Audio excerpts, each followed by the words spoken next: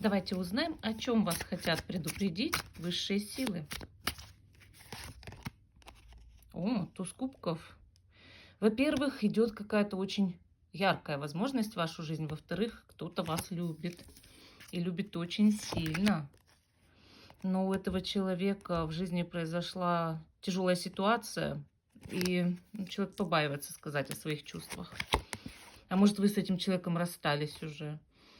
Рыцарь кубков говорит, что чувства не смогут долго сидеть в этом человеке, и в итоге все равно будет проявление этих чувств на физическом плане, то есть или скажет, или напишет.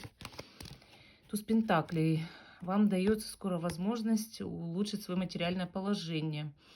Идут или хорошие, деньги, да, или возможность зарабатывать большие деньги в будущем, просто увеличенные доходы.